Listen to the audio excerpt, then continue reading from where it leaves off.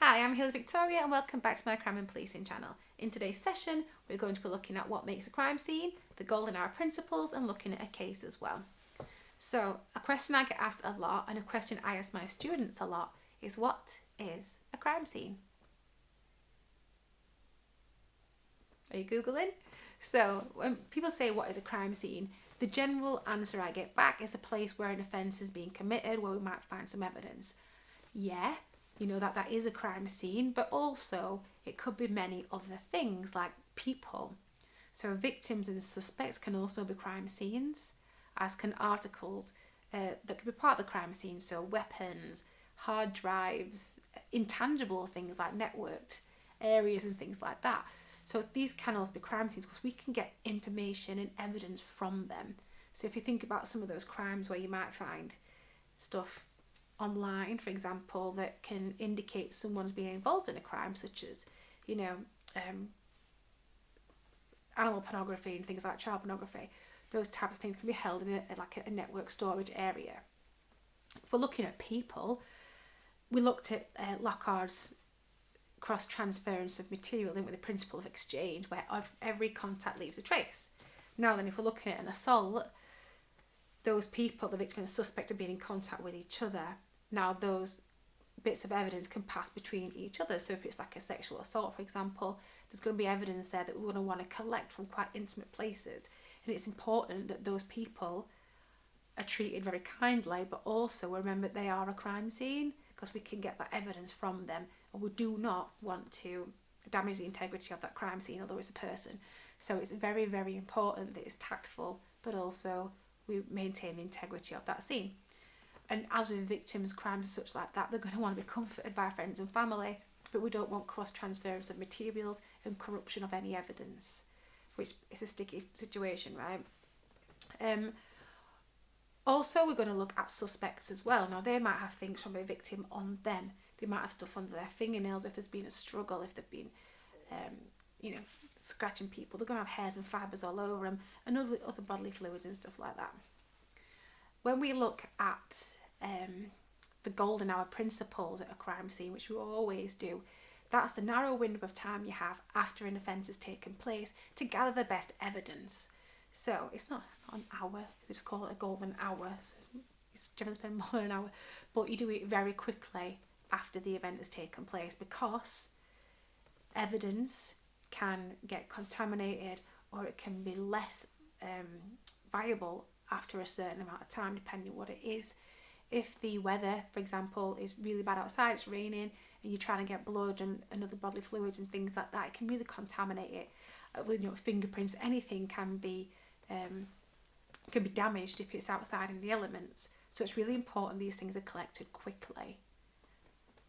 With eyewitnesses as well, people's memories deteriorate over time, and it's important that you get those eyewitness accounts straight away.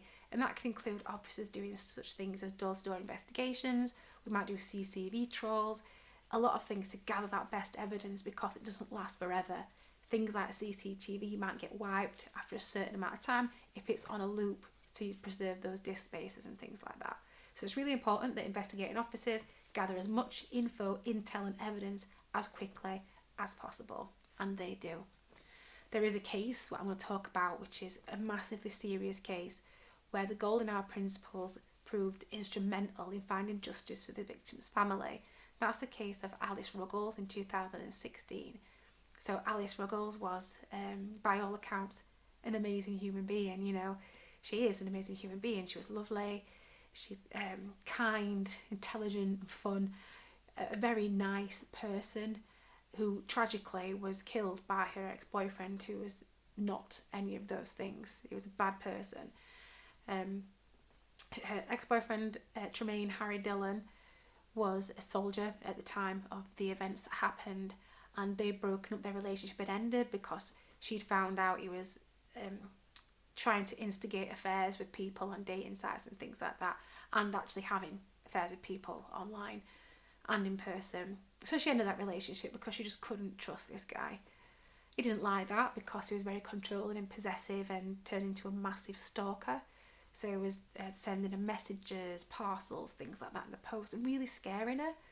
She reported it to the police, and they didn't really do much about it, to be honest. They could have done a lot more, and Alice wasn't safe, and she felt so scared that she had to get one of her colleagues to take her to and from work because she did not feel safe.